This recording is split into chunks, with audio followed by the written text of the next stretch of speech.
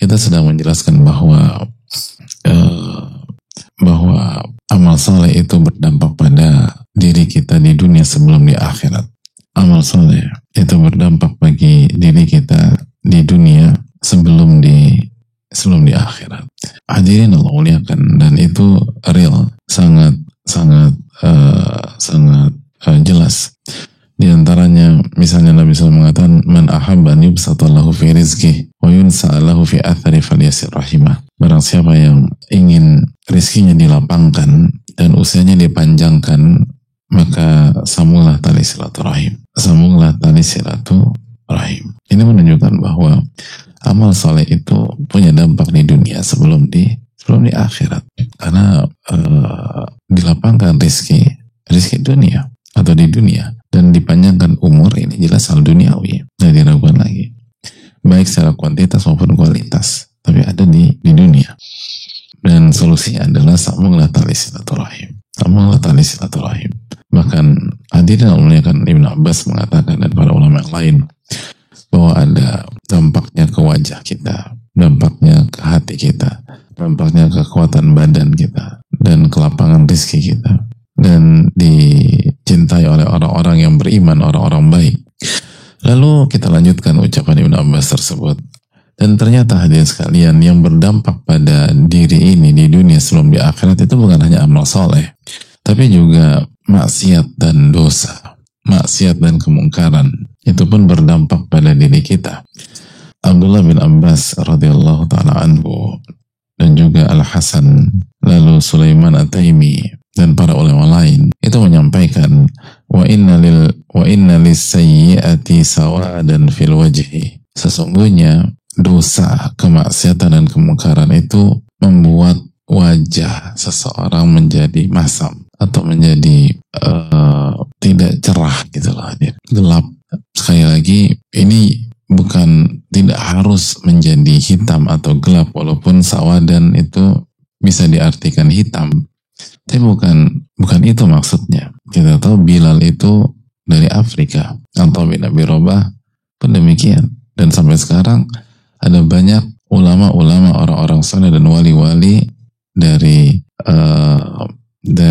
ras atau etnis yang berbadan atau berkulit gelap, dan mereka bertakwa kepada Allah, dan mereka orang-orang saleh, mereka wali-wali Allah dan lain sebagainya. Jadi yang dimaksud sawadan itu mungkin bisa jadi dia kulit putih, secara fisik gak ada masalah, tapi ada kereduban diri sekalian, ada nggak fresh,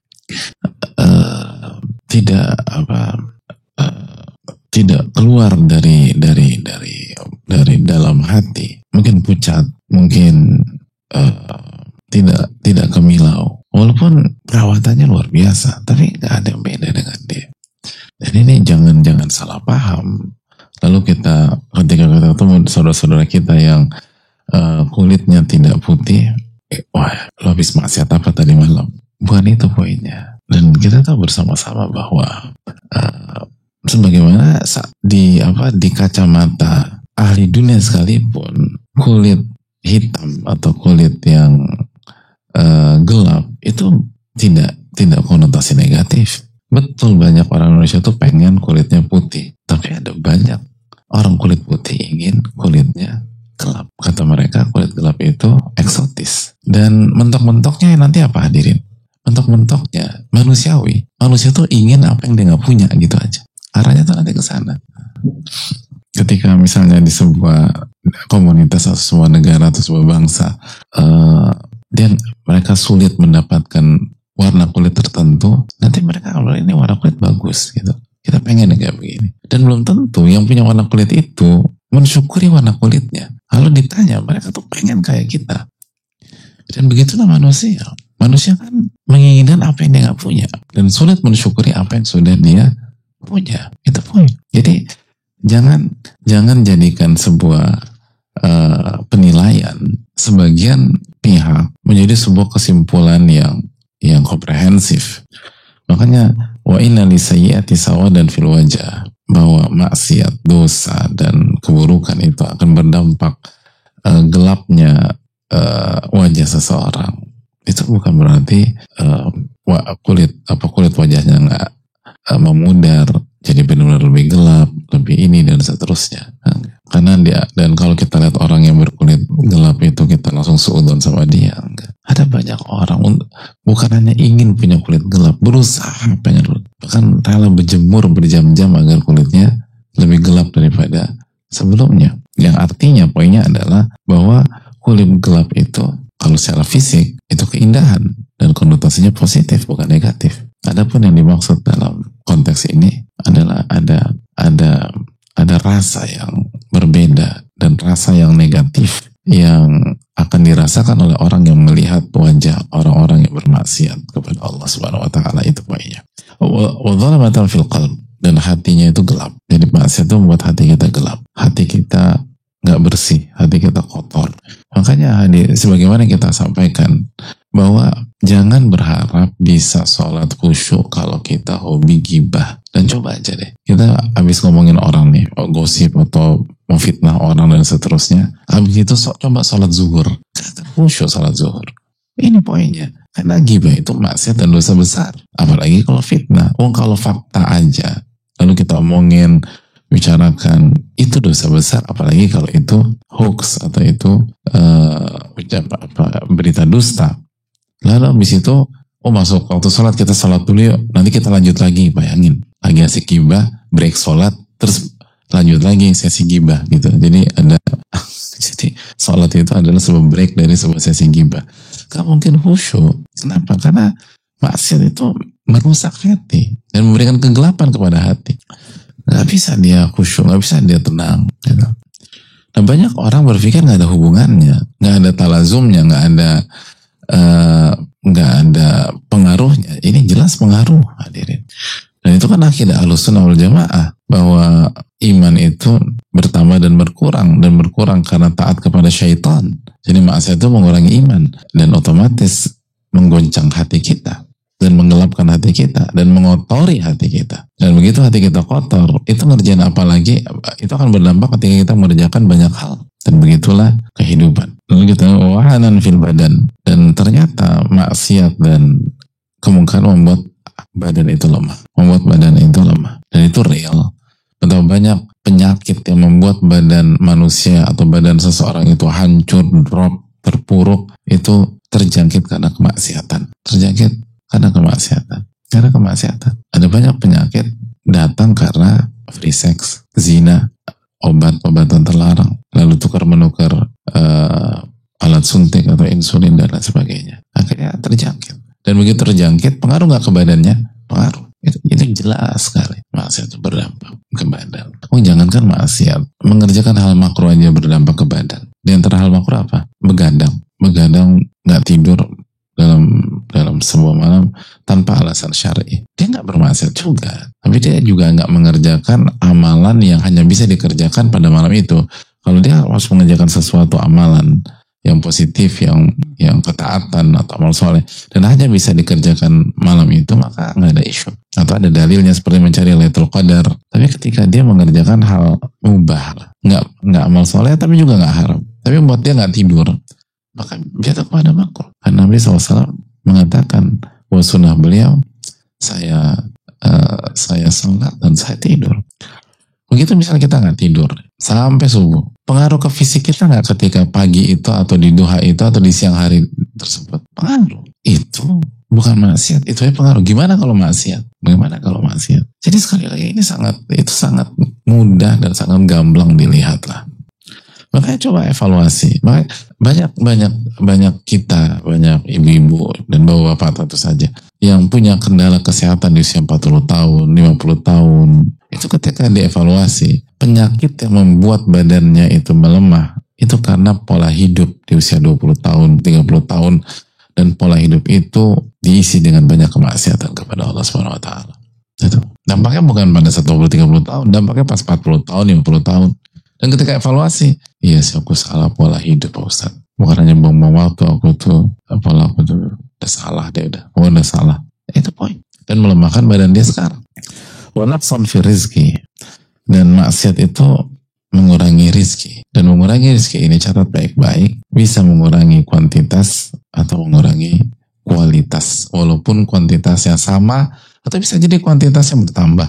Bisa jadi dia tambah kaya, tapi gak berkah. Berkahnya dicabut sama Allah SWT. Kualitasnya dicabut sama Allah SWT. Na'udzubillah. Tambah kaya tapi dia gak dapat kebahagiaan. Tambah kaya tapi ribut terus sama suaminya. Dulu waktu gak punya uang gak pernah ribut sama suami, tenang, nyaman. Sekarang dikit-dikit ribut, dikit-dikit pecah, dikit-dikit berantem. Dikurangi keberkahan rezekinya. Wabighdatan fi qulubil khalq. Lalu yang berikutnya, mengundang amarah atau benci di dalam hati manusia atau hati makhluk. Dan yang dimaksud benci di sini bukan dibenci oleh semua orang, tapi dibenci oleh orang-orang baik. Dan orang baik itu juga bukan benci baper, tapi benci karena Allah. Atau orang-orang soleh itu gak serak aja sama dia. Makanya gak klik lah gitu. Ketika sebenarnya memang nih orang gak baik, dan Allah yang membuat itu semua. Itu ya perlu kita. Dan saya rasa jamaah atau hadirin punya pengalaman, atau bukan, kalaupun gak semua, ada banyak yang punya pengalaman demikian. Kita bukan tipikal suudzon, dan kita berusaha tidak suudzon, tidak buruk sangka sama orang, dan bukan tipikal yang buruk sangka sama orang. Alhamdulillah. Tapi untuk misalnya Mbak Fulana atau ini, kita kayaknya gak klik aja. Pokoknya ada sesuatu hal yang kita gak bisa jelaskan juga, dan kita gak omongkan, karena kalau omongkan kita gak punya bukti dan bisa fitnah. Kita diam, tapi hati ini gak bisa. Setelah beberapa lama, misalnya kita baru tahu ternyata orang ini begini gitu, atau orang ini penipu, dan dengan kita jaga jarak dan hati kita nggak klop, nggak klik, itu kita terhindar dari korban penipuan. Pada ngalamin itu nggak sih hadirin? Artinya ada banyak di antara kita tuh ngalamin ini kok, nggak serak aja. Nah itu maksud dari, atau itu contoh dari apa yang disampaikan oleh Abdullah bin Abbas. Hati orang-orang baik tuh nggak ketemu aja. Adapun jadi bukan maksudnya dibenci semua orang, karena ada banyak pelaku maksiat itu dielu-elukan oleh banyak orang dan punya pengagum yang banyak banget gitu loh, punya penggemar yang luar biasa, padahal isi hidupnya itu maksiat.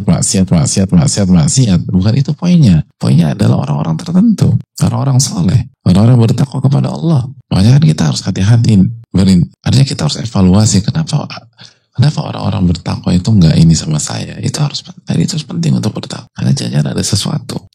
Dan yang dimaksud sama bertakwa itu benar berusaha bertakwa ya, bukan casingnya takwa atau pakai baju mereknya takwa. Ini orang bertakwa. Oh, perusahaannya nama takwa, jadi orang takwa itu. Bukan itu poinnya. Dan bisa jadi mereka itu bukan nggak terkenal dan seterusnya, tapi orang yang tahu pola hidup mereka, orang yang tahu aktivitas keseharian mereka akan mengakui ini mereka beda.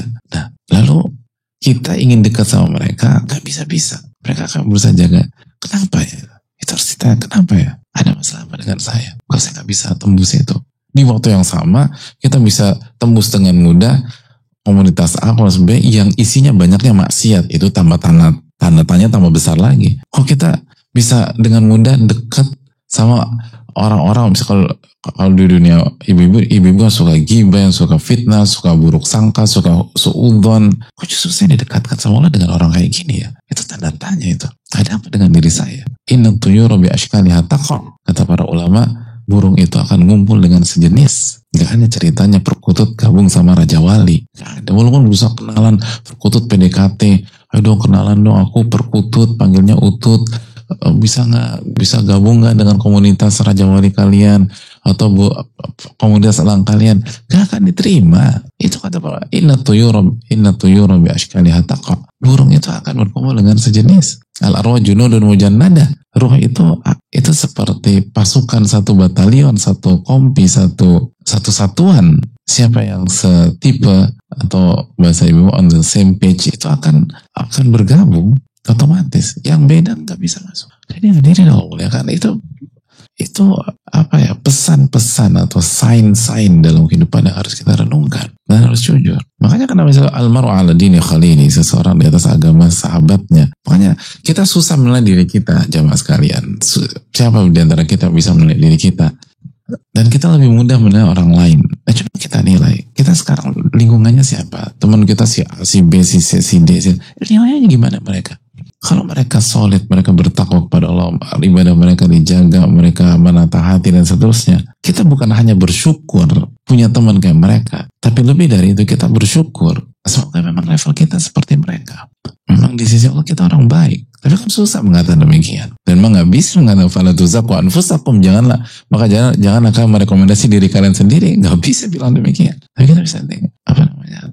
Allah dekatkan saya dengan A, dengan B, dengan C, dan hubungannya baik, bukan hanya sekedar kenal biasa, dan mereka sayang sama saya. Makanya kan, di dunia ilmu itu, kalau sampai gurunya nggak suka sama dia, panik jangan. Dan minta maaf, dan minta dihalalkan, karena bukan hanya sekedar ini tadi. Ini hasil ada maksiat apa? Ada dosa apa? Sampai hati guru saya Allah buat nggak suka sama saya. Itu di pondok pesantren atau di dunia ilmu dan seterusnya itu terjadi. Dan sebaliknya di dunia ilmu jamaah sekalian, misalnya ada seorang dai atau seorang ustaz, sama juga para nabi itu difitnah gitu loh, dibenci sama banyak orang. Dan kita tahu ulama adalah ahli warisnya para nabi. Otomatis ulama nggak bisa lepas dari ada yang fitnah segala macam. Lalu ulama punya murid-murid nanti jadi dai atau jadi ustaz dan sebagainya, mungkin difitnah, dijelek-jelekin, nggak disukai. Tapi kalau ustaz-ustaz itu atau dai tersebut disayangi sama guru mereka, itu membesarkan hati. Guru saya masih sayang sama saya. Bahkan saya tahu ada pihak yang dia lagi dapat ujian nggak disukai banyak pihak, tiba-tiba dia dapat dia ke gurunya sayang sama dia, diungkapkan. Ada yang dapat WA dari gurunya menyampaikan bahwa liwaladil mahbub gitu loh. Gurunya bilang ketika nulis WA kepada anakku yang aku sayangi, gurunya panggil dia anak karena gurunya udah sepuh. Itu nggak terasa air mata menetes hadir, karena bukan hanya senang disayangi guru, tapi itu harapan. Apalagi kalau kita tahu guru kita tuh orang yang baik, orang yang menjaga keikhlasan, orang yang jujur. Gak ada orang yang sempurna, tapi saya tahu guru saya, kata ada banyak di antara mereka. Dan gurunya udah sepuh, udah khatam kehidupan, dan dari dulu tuh on track gitu loh, istiqomah. Lalu WA kita terus mengatakan ila waladil mahbub, kepada anakku yang aku sayangi. Selesai hadir. Itu harapan. Semoga memang kita orang baik di sisi Allah Subhanahu wa taala. Itu hal yang perlu kita camkan. Itu yang perlu kita renungkan. Allah taala alam bisawab. Karena itu dampak maksiat. Sebagaimana disayangi sama orang soleh itu dampak amal soleh dan dampak tauhid, dampak ibadah yang dilakukan oleh seorang hamba. Allah taala alam bisawab. Kita buka sesi tanya jawab. Sallallahu alaihi wasallam. Ada pertanyaan hadirin?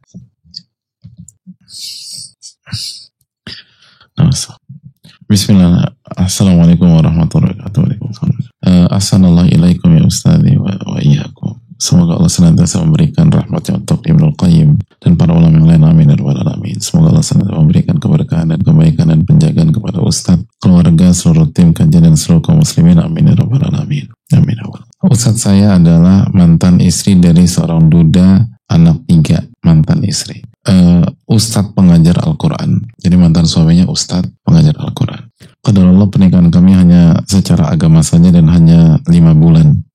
Beberapa waktu yang lalu ada seorang pemilik pondok pesantren yang menghubungi saya untuk meminta keterangan terkait mantan suami saya. Pondok ini tempat mantan suami saya mengajar sekarang, dan mantan saya akan melakukan lamaran dengan salah satu staf di pondok tersebut. Oleh karena itu pemilik ini mencek siapa sebenarnya mantan saya ini. Saya fokus menyampaikan apa yang saya alami selama berumah tangga dan selama berumah tangga dan teror seksual dan materi after cerai dengan si Ustadz KW ini. Dia itu seorang pengajar Quran, sering chit-chat dengan wanita, saya pergoki sendiri, KDRT, lisannya kotor, matre, dan dari pernikahan dari istri yang dulu pun beliau beberapa kali ketahuan selingkuh. Diakhiri pernikahan saya dulu, saya baru tahu kalau beliau menikahi saya secara agama agar saya mudah diceraikan. Memiliki sifat temperamental, lisannya kotor, suka KDRT, dan memiliki kelainan seksual. Ustaz, apakah sikap saya yang memberikan keterangan ini termasuk ke dalam ghibah dan membuka aib orang lain? Saya pun sempat mempost di close friend terkait si penjahat ini. Tujuan saya mempost itu agar teman-teman wanita tidak menjadi korbannya. Karena kabarnya sudah ada 4 korban. 3 korban dimanfaatkan secara materi dan seksualitas tanpa dinikahi. Dimanfaatkan secara materi dan seksualitas tanpa dinikahi. Dan 1 korban lagi itu saya.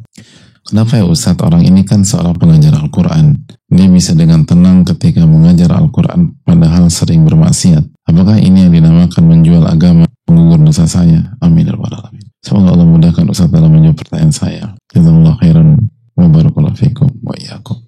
Hadirin Allah muliakan. Alhamdulillah di'afani min mubtalahu bi wa faddalani ala katsirin mimman khalaqa tafdila. Yang pertama, bagi ibu baca doa ketika Allah selamatkan kita dari ujian saudara kita. Yang pertama, setiap hal-hal positif pasti ada KW-nya, hadirin semua. Bahkan semakin berkualitas atau semakin diminati sesuatu, pasti akan muncul banyak KW-nya. Itu di mana-mana. Bahkan termasuk benda mati. Ya enggak? Ketika ibu-ibu menggemari sebuah brand tertentu di dunia tas misalnya, akan ada KW-nya. Dan KW-nya akan banyak. Pertanyaan, KW tas mana yang paling banyak? Itu diukur dari selera pembeli di tempat tersebut. Kalau saya pembeli brand A, maka KW brand A itu yang paling banyak. Ya nggak sih? Semua demikian. Jadi itu sunatullah demikian. Nah, ketika ada barang, misalnya itu ibu kan hobinya tas ya. Ketika ada tas KW dan tas KW itu kita nggak tahu nih bahwa ini tas apa? Tas ini KW. Kita beli, ternyata KW. Terus baru 2 bulan jebol, rusak tuh tas KW. Pertanyaannya, ada tidak ibu-ibu yang menyalahkan brand originalnya? Ada ibu? Ini bukan pertanyaan fikih yang pelik, ini pertanyaan dunia ibu. Ada brand brand. Waktu kita beli, kita nggak tahu itu KW, nggak tahu. Itu begitu ori. Tapi setelah beli baru ketahuan nih KW. Lalu jebol lah itu tas. Baru dipakai 2 bulan. Dan ketika tas jebol, kita tahu nggak itu KW? Kita tahu. Nah pertanyaannya, ketika kita tahu itu brand KW atau itu KW, ada nggak ibu-ibu yang menyalahkan brand orinya? Enggak. Bahkan ada banyak ibu-ibu lebih berhati-hati dan besok-besok beli di butik parfumnya, ya, official butiknya, gitu. Dan di brand yang sama, tapi di butik resminya. Benar nggak? Nah pertanyaannya, kenapa kalau dalam pernikahan kita nggak berpikir demikian? Ada banyak wanita menikah dengan kalau ikhwan KW lah gitu loh, orang soleh KW. Akhirnya getting divorce, akhirnya bercerai. Tapi yang ditraumakan pernikahannya. Harusnya traumanya ke ikhwan KW. Ke depan jangan cari yang KW lagi. Kan demikian. Kenapa pernikahannya disalahin? Atau mengeneralisir semua laki-laki sama aja Pak Ustadz. Pak Ustadz Anda kan laki-laki juga tuh. Jadi dia lagi konsul sama Pak Ustadznya, sambil Pak Ustadz, saya harus ngapain? Semua laki-laki sama Pak Ustadz. Saya juga laki-laki sebenarnya. Kan itu poinnya. Dan ada banyak ulama laki-laki. Apalagi di Indonesia. Orang di Indonesia nggak kekurangan orang soleh, alhamdulillah. Dan itu nggak fair. Jadi jangan pernikahannya yang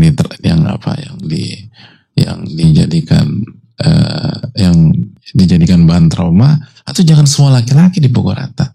Makanya tadi saya balik lagi. Ternyata kenapa kita beli tas KW? Kenapa kita atau apa bahasanya? Mengapa tas KW itu terbeli oleh kita gitu bahasanya? Kenapa tas KW terbeli oleh kita? Ternyata waktu itu kita belinya di mana? Ternyata waktu itu kita nggak beli di butik resmi misalnya, gitu loh. Ternyata waktu itu kita beli di di mana ibu? Di online yang tidak bisa ditelusuri keotentikannya gitu loh. Waktu itu kita tuh langsung gelap mata karena ngelihat harganya murah gitu kan. Benar nggak? Ya, yang berarti yang harus kalau perlu menggunakan kata trauma, yang harus ditraumai apa? Udah mulai besok jangan beli lagi lah di online nggak jelas. Nggak semua online loh, karena banyak brand original punya toko online. Bahkan lebih mudah beli di toko online-nya daripada di butik resmi. Tapi pokoknya udah deh, nggak mau yang gitu-gitu. Nah, begitu juga hadir. Coba evaluasi dulu tuh kita bagaimana prosesnya. Jadi yang perlu kita evaluasi sangat mendalam adalah proses sebelum pernikahan itu. Kok bisa ketemu orang kayak begini? Gitu loh hadir. Ini penting. Jadi itu yang perlu makanya yang harus dilakukan adalah kembali ke keterangan ulama kita dalam buku fikih kalau menikah, dan bagaimana praktek para ulama kita terdahulu, dan sering disampaikan solusi terbaik, terideal. Ingat, bukan satu-satunya solusi loh, bukan berarti salah, cara yang lain salah, tapi salah yang terideal, teraman, cari di satu circle yang isinya orang-orang soleh, satu circle, sehingga bisa terlihat keseharian orang ini tuh seperti apa. Dan itulah metode yang dipilih oleh Nabi SAW dan para sahabatnya di banyak kasus dalam hal ini. Ketika Nabi SAW menikah dengan Khadijah satu circle nggak? Satu circle, rumahnya dekat hadirin. Rumahnya dekat. Rumah Nabi SAW dan rumahnya dekat. Itu pun nggak langsung nikah, punya hubungan bisnis dulu. Jadi circle-nya clear gitu. Setelah semua sudah terbukti baru nikah. Aisyah, satu circle nggak? Hadirin, satu circle. Siapa? Abu Bakar As-Siddiq. Itu satu circle Nabi SAW. Nabi SAW tahu bapaknya, ibunya, gimana ngedidiknya. Tam Nabi SAW. Lalu siapa lagi? Hafsah. Satu circle nggak? Nabi SAW menikah. Siapa Hafsah? Umar bin Khattab radhiyallahu ta'ala. Nabi SAW menikahkan Fatimah dengan siapa? Ali bin Abi Thalib radhiyallahu ta'ala. Wardah. Benar nggak semua nggak semua pernikahan di zaman para sahabat seperti itu? Tapi kita lihat gitu, ketika Umar bin Khattab, ketika Hafsah single, Umar bin Khattab ingin menikahkan putrinya, yang pertama kali ditawarkan siapa? Abu Bakar As-Siddiq. Sebelum akhirnya Nabi SAW menikahi Hafsah. Dan Abu Bakar enggak, karena Abu Bakar tahu Nabi SAW ada keinginan dengan Hafsah. Jadi lihat bagaimana mereka, emang nggak boleh keluar, boleh, tapi resiko jauh lebih besar. Semakin Anda tidak bisa membaca track record calon Anda tersebut, mau calon pasangan atau calon mantu, semakin besar resikonya. Dan kondisi hari ini berbeda dengan puluhan tahun yang lalu gitu loh. Saya ingin tanya, kasus trauma, pelik, kasus mental illness hari ini itu atau ada banyak penyakit mental hari ini tuh kita jarang banget dengar tahun sekarang. Dan itu awal-awal nggak kelihatan. Itu yang bisa melihat adalah orang-orang yang hidup dengan dia. Nah sekarang banyak kita ngandelin secari kertas CV. Boleh nggak? Boleh-boleh aja lah, sulfil asya'ibaha. Tapi apakah semua hal urgent bisa disingkap hanya dengan kertas? Keikhlasan bisa diketahui dengan secari kertas? Nggak bisa. Trauma, kalau dia tulis jujur, kalau dia nggak jujur. Ada kasus saudaranya tahu ada masalah dengan saudara kandungnya, nggak dikasih tahu sama calon saudara kandung. Begitu nikah kejadian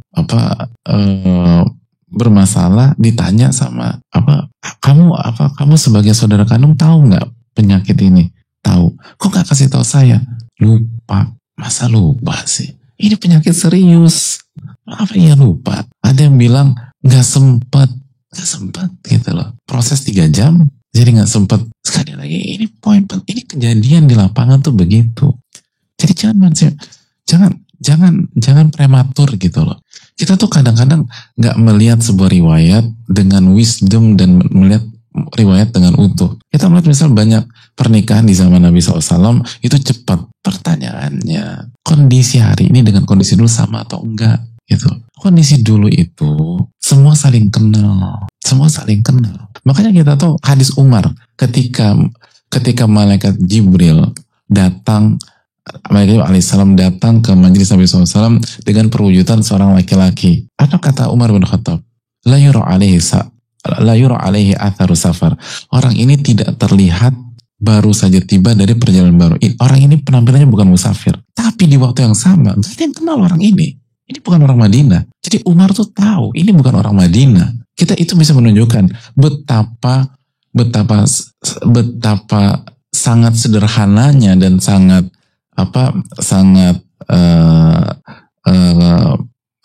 istilahnya jauh lebih sederhana daripada kehidupan kota Madinah hari ini atau kota-kota lain seperti Jakarta atau Bandung atau pada hari ini. Saya ingin tanya sama ibu sekalian, kalau ada orang kita kajian rutin nih misalnya, kita kajian rutin di masjid, lalu tiba-tiba ada orang datang ke situ, kita kajian misalnya di Depok, atau kita kajian di Cinere, atau kita kajian di Bintaro, atau kita kajian di Jakarta, di masjid Depok, Cinere, Bintaro, Jakarta. Ketika kita kajian rutin di Depok, lalu ada orang datang, bisakah kita pastikan dia bukan orang Depok? Nggak tahu ini orang siapa. Bahkan wali kota Depok pun nggak bisa memastikan. Jangankan kita, wali kota Depok nggak bisa pastikan ini bukan orang Depok nih. Gimana cara? Ketika kajian kita di Cinere, terus tiba-tiba ada orang datang, saya nggak bisa pastikan dia bukan orang Cinere. Dulu di zaman Nabi SAW bisa. Ini orang bukan orang Madinah. Karena simple. Kehidupan tuh masih sangat sederhana. Jadi ketika kondisi sederhana, saling tahu ini bapaknya siapa, ini masa kecilnya gimana, ini rumahnya gimana. Lalu ingin menikah, udah gak usah lama-lama, langsung aja dinikahi. Orang saling tahu, track recordnya jelas. Dan pertanyaan sekarang, kita hanya tahu dia datang ke kajian yang sama dengan kita misalnya.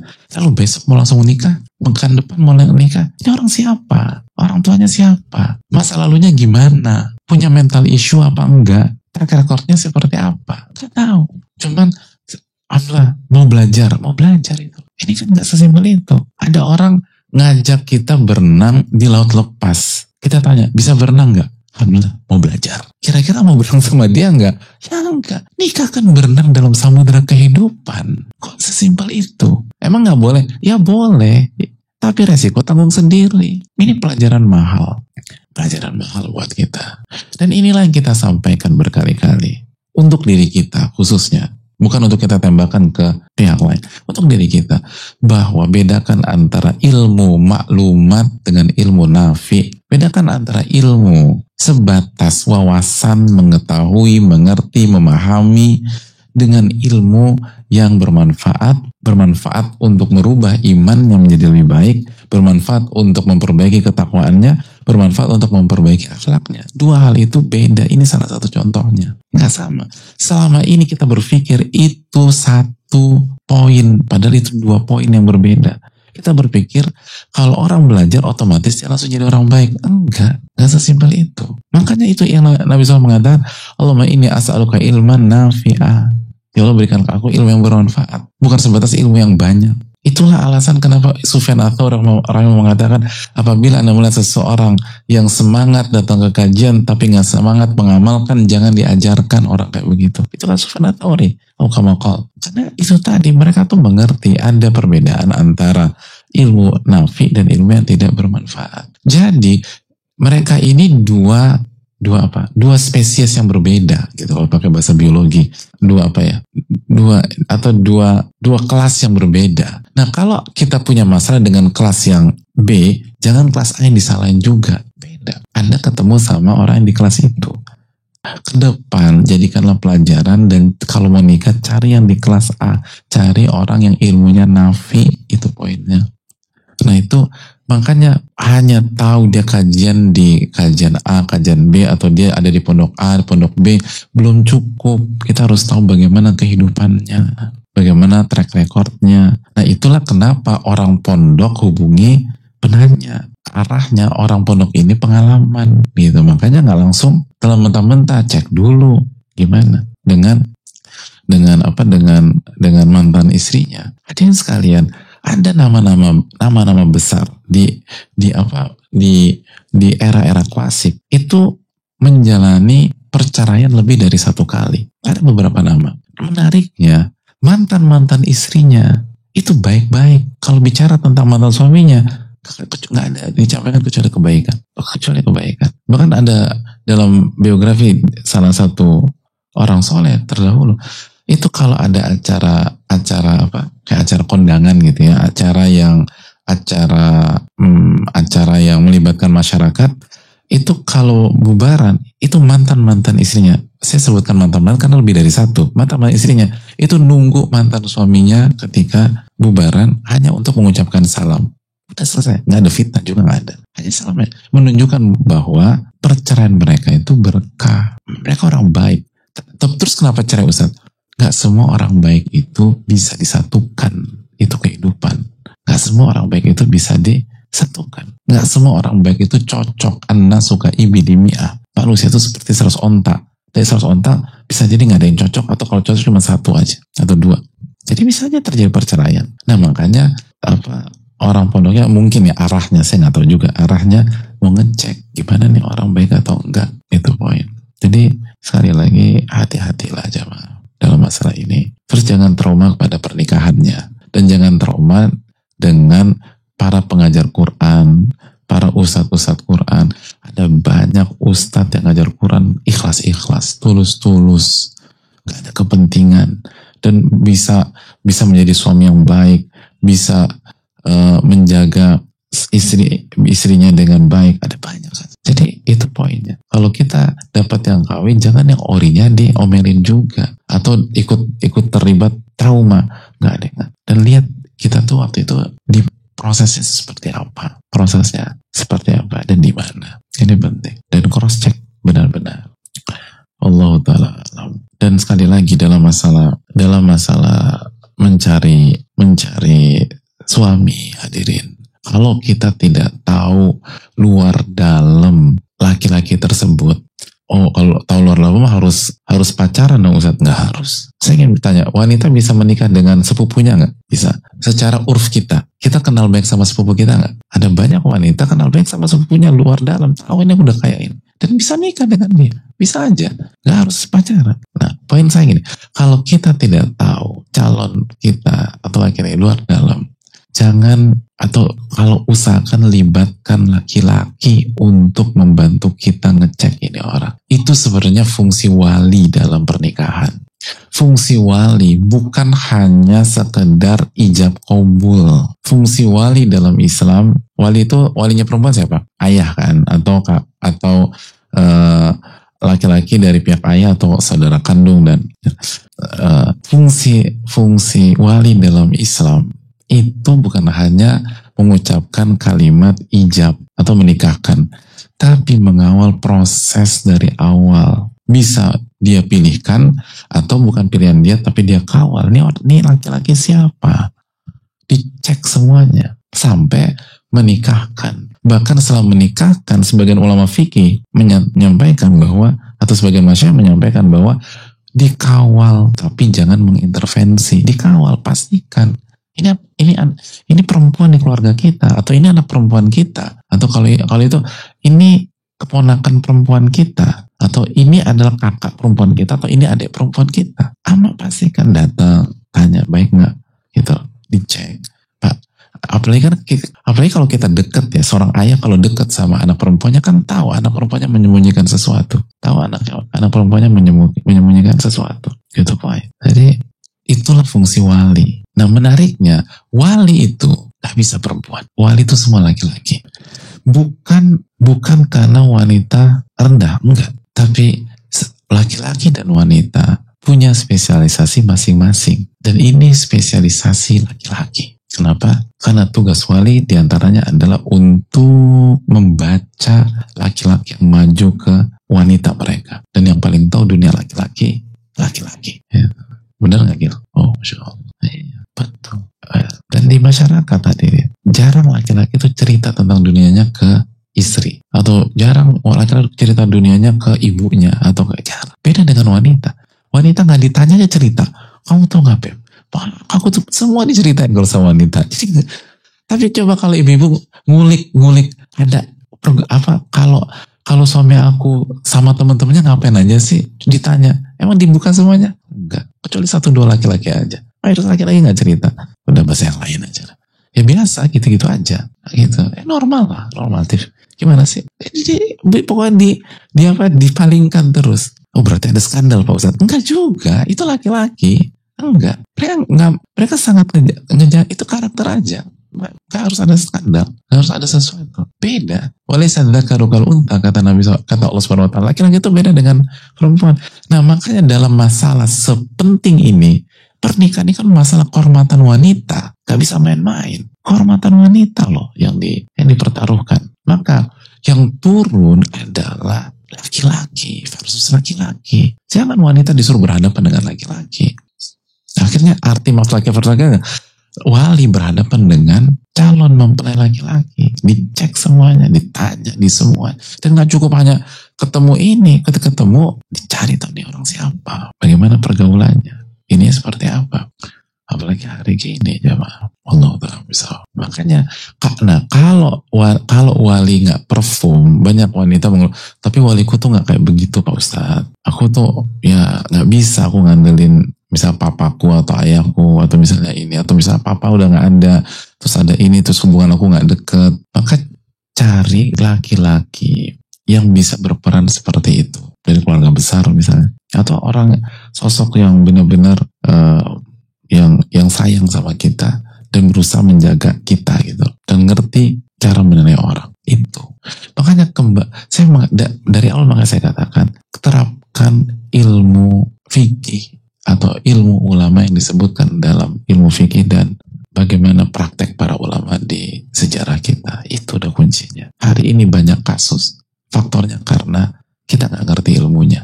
Akhirnya proses prematur, dan sebagian pihak dengan niat baik mengatakan jangan lama-lama, disegerakan biar tidak terjatuh ke dalam fitnah. Tapi perlu kita ingat, disegerakan penting, tapi kalau prematur maka kita akan menghindari fitnah tapi masuk ke fitnah yang lebih besar bisa jadi, yaitu salah pilih karena terburu-buru. Allah Ta'ala bisawab. Adapun masalah ini, selama penanya atau selama mantan istri menyampaikan seperlunya, tidak melebar kemana-mana, hanya data yang dibutuhkan oleh seorang wanita untuk membuat keputusan, atau seorang wali membuat keputusan apakah saya terima atau enggak, maka ini bukan gibah yang diharamkan, jadi hanya seperlunya, datanya seperlunya, dan disampaikan seperlunya, gitu. Disampaikan seperlunya. Jadi bukan taruh di sosial media atau apa, enggak. Dan bukan dikasih tahu ke semua pihak, enggak. Contoh, tapi misal contoh, ada oknum berusaha ke majelis taklim kita gitu misalnya, atau di tempat kita ngaji, seperlunya saja. Misalnya di majelis kita punya senior single tapi nenek-nenek usia 97 tahun. Nah pertanyaannya, ini oknum ngincar beliau apa enggak? Kalau nggak ngincar beliau, nggak usah cerita sama beliau gitu. Dengan alasan nanti biar tindakan preventif Pak Ustadz. Ya ini oknum ngincar beliau apa enggak? Enggak sih Pak Ustadz. Ya udah, ngapain cerita? Itu berarti modus juga kita. Kita ingin melampiaskan kekesalan kita untuk cerita ke semua orang, sehingga tidak pandang bulu gitu loh. Kadang-kadang kita suka gitu. Jadi kita lihat dulu. Kalau memang ada pihak-pihak yang memang menjadi incarannya, gak apa-apa kita sampaikan. Tapi tertutup aja. Itu poin. Allah Ta'ala misal. Dan semoga Allah ampuni kesalahan kita dan memberikan taufik kepada kita, dan ambil pelajaran mahal dari sini. Ingat, baik pernikahan bagi wanita itu menyerahkan kehormatan, menyerahkan hal yang paling mewah, yang paling berharga bagi seorang wanita setelah iman, setelah ketakwaan. Hendaknya berhati-hatilah dalam masalah ini. Sebagaimana nasihat dari Asma binti Abi Bakar, benar-benar hati-hati dalam memilih seorang suami. Hati-hati, benar-benar ekstra hati-hati, karena dampaknya fatal. Dan kalau salah, yang paling dirugikan biasanya adalah wanita. Ini bisa